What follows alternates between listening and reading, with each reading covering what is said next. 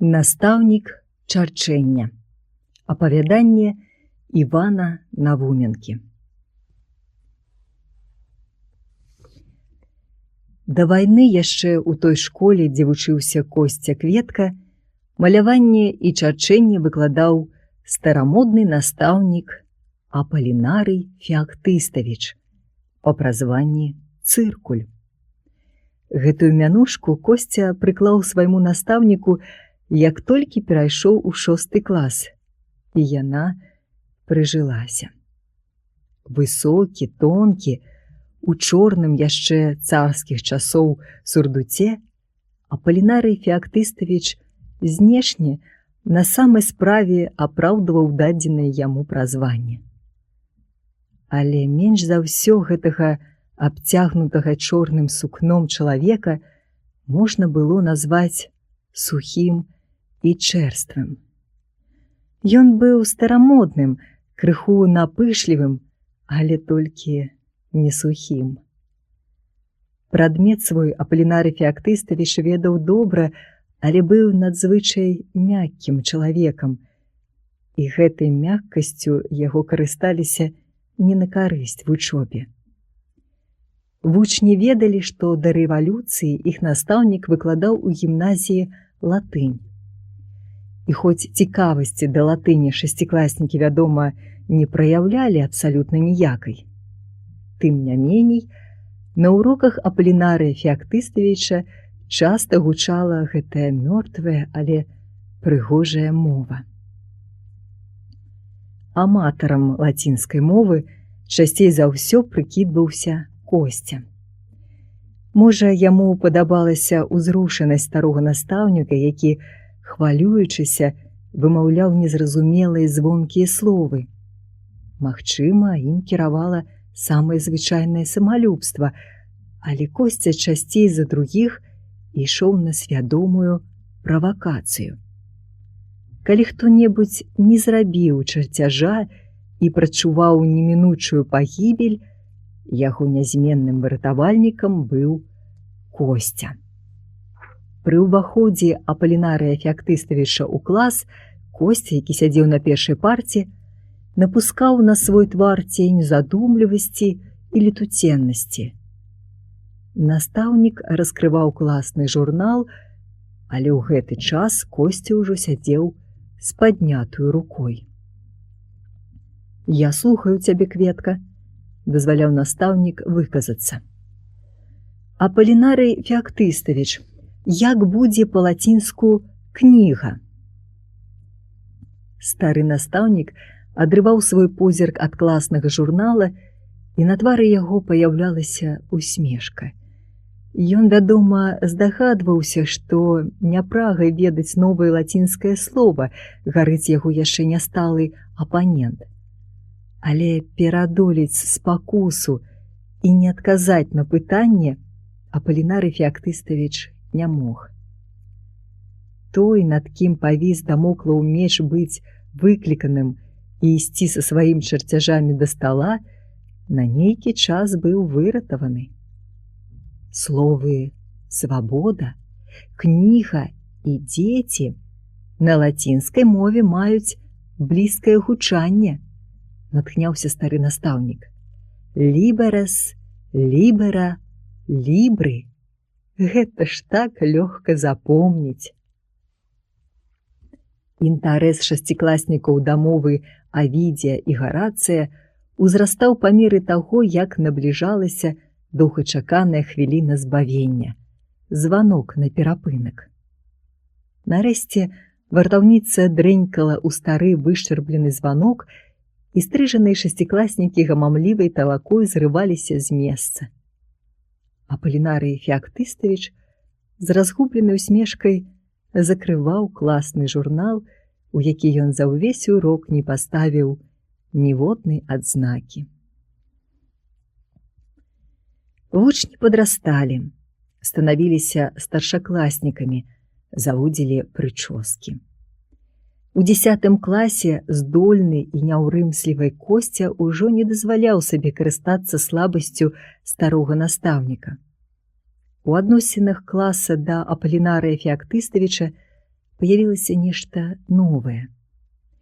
Гэта новае бадай можна было назваць прытоенай, схаванай недзе ў глыбіні юнацкіх душ павагай да свайго настаўніка.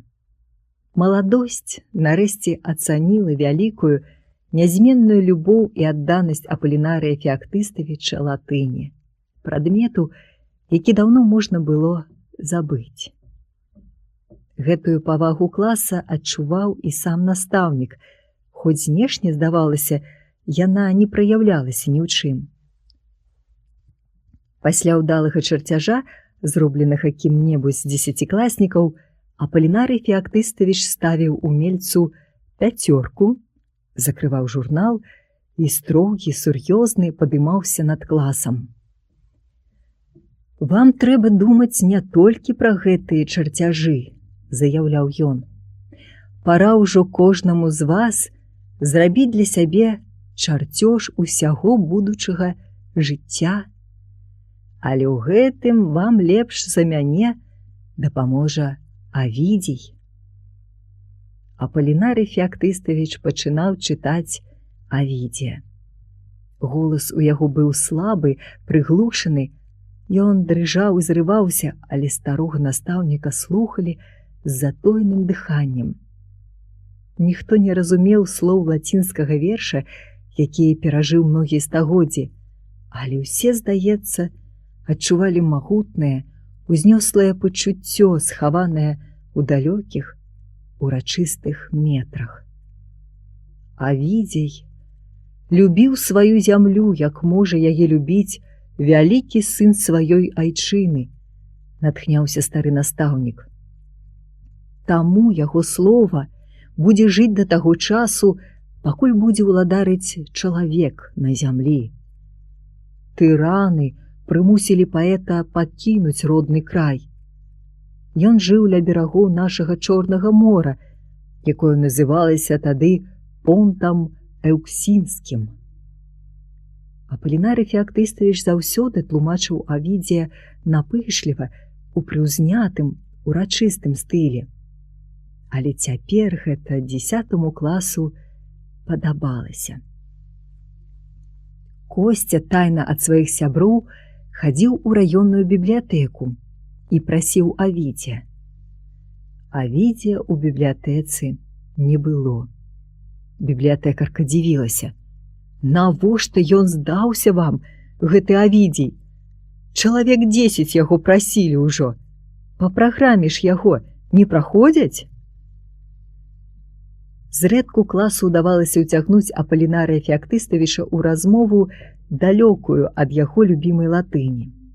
Ён быў невялікі майстар адказваць на пытанні юнакоў і дзяўчат, якія праз некалькі месяцаў збіраліся пайсці ў новы, невядомы і цікавы для іх свет. «Мы з вамі, маладыя сябры, людзі розных эпох», – звычайна заяўляў стары настаўнік. «Мае жыццёвыя прынцыпы не падыдуць для вас. У вас ёсць нешта новае, чаго не ведала маё пакаленне. Мне ўжо цяжка дагнаць вас і нават цяжка вас добра разумець. Але у нас з вамі ёсць адна такая рэч, якую нельга адабраць ні ад вас, ні ад мяне. Гэта наша радзіма. Беражыце яе чэсць, насіце яе славу наперад. А я ўжо стары і слабы чалавек». У сярэдзіне навучальнага года Косця Кветка паступіў у лётнае вучылішча. Яму трэба было ехаць у далёкі горад аж за Волгу. Косця прыйшоў развітацца з сябрамі. Затаіўшы дыханне, глядзеў 10 клас на Косцю, які першым, не дачакаўшыся атэстата, пакідаў школу і родны гарадок. Заняткі ў той дзень адмянілі з 3-го урока. 10класнікі, употай згаварыўшыся, склаліся па рублю і купілі Косцю ў якасці развітальнага падарунка табакерку са срэбраным вечкам. Усе ведалі, што Косця курыць яшчэ з 8 класа. І цяпер гэта нават перад вачыма настаўнікаў не было парушэннем правіл, бо Косця забраў ужо свае школьныя дакументы. Трэба было напісаць нейкія словы на вечку табакеркі, каб Косця не забываў свайго класа і свайго гарадка. Гэтыя словы якраз і прыдумаў 10 клас, калі ў пакой увайшоў Апалінарый Феактыставіч. Ён яшчэ не ведаў, што яго урок адмянілі, і яму хутка ўсё растлумачылі. Расказалі настаўніку і пра падарунак для Косці, табакерку, і пра тое, што трэба нешта выгравіраваць на срэбраным вечку. Вось тады і напісаў Апалінарый Феактыставіч на дошцы словы, якія ўсім спадабаліся, і вастрыём цыркуля з лепшай класнай гатавальні былі перанесены на вечках Косцевай табакеркі. Патріам, нострам, амаре, дефендере, дебемус. Гэтыя словы як найлепей падыходзілі для ўрачыстасці моманту, і сутнасць іх таксама поўнасцю адпавядала намерам дзесяцікласнікаў. Радзіму нашу любім і абараняць яе павінны, значылі ўрачыстыя лацінскія словы. Косця ж станавіўся вайскоўцам, яму трэба было ведаць гэтыя словы. Але ў той дзень гэты лацінскі сказ, які быў напісаны на дошцы, мабыць, запомніў не адзін толькі Косця. Косця паехаў у далёкі горад і прыслаў адтуль толькі 2 лісты, але ў абодвух ён прасіў перадаць гарачае лётнае прывітанне Апалінарыю Феактыставічу. 10 клас закончыў школу без ніводнага другагодніка, і па гэтай прычыне ладзіўся урачысты выпускны вечар. Але вечара ў той год не было. Пачалася вайна. Атэстаты выпускнікам аддалі без ніякіх цырымоній, і ніхто з іх не паступіў у інстытут. Хлопцаў на 3-й дзень вайны мабілізавалі у войска. У гарадок прыйшлі фашысты. У школе размяшаўся цяпер нейкі вайсковы штаб. У першыя ж дні нямецкага ўладарання былі арыштаваны мясцовы натарыус, старшыня абутковай арцелі і ляснічы. Яны лічыліся актывістамі і, на думку фашыстаў, уяўлялі сур'ёзную небяспеку для германскай імперыі. Апалінарыя Феактыставіча арыштавалі ў той жа дзень за знявагу нямецкай зброі. Адбылося гэта вось як. У гаспадыні, дзе кватараваў стары настаўнік, нямецкія салдаты рэквізавалі парасё. Свінчо не давалася ў рукі, і салдаты застрэлілі яго з аўтамата тут жа на двары. Апалінарый Феактыставіч, які прысутнічаў пры гэтай баталіі, назваў салдат грабежнікамі. Яго, як злоснага бальшавіцкага агітатара, адвялі ў штаб на допыт к афіцэру. Але і там Апалінарый Феактыставіч не адступіўся ад сваіх слоў. Ёсць добрая лацінская пагаворка, якая ўзнікла да таго, як варвары разбурылі Рым, ахвотна растлумачыў ён афіцэру. Аквіля нон каптат нискас. Арлы не ловяць мух. У вашых салдат на шапках арлы, але яны падобныя да злых гіен. Гэта былі апошнія словы, якія сказаў стары настаўнік. Яго расстралялі разам з натарыусам, старшынёй абутковай арцелі і ляснічым у бярозавым гаі за гарадком. Насельніцтву было аб'яўлена, што гэтыя людзі з'яўляюцца камуністамі і партызанамі.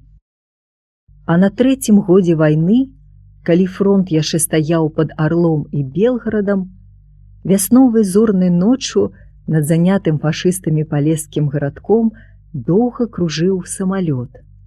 Лётчык спусціў 2 адцвятляльныя ракеты і, карыстаючыся поўнай адсутнасцю ў тутэйшага гарнізона зенітнай артылерыі, зацята абстрэльваў з кулямёта чыгуначную станцыю. Ён пачаставаў фашыстаў і 2 бомбамі, якімі знёс вадакачку. Тады былі забіты 4 фашысты, яшчэ некалькі паранена. Праз тыдні 2 пастушкі прынеслі ў гарадок цікавую знаходку. Звычайны кашалёк, у якім ляжаў кавалачак шоўкавай парашутнай матэрыі. На матэрыі быў зроблены надпіс на чужой мове і стаяў подпіс «Костя». Дзяўчаты, якія закончылі 10-годку, прачыталі незразумелы надпіс.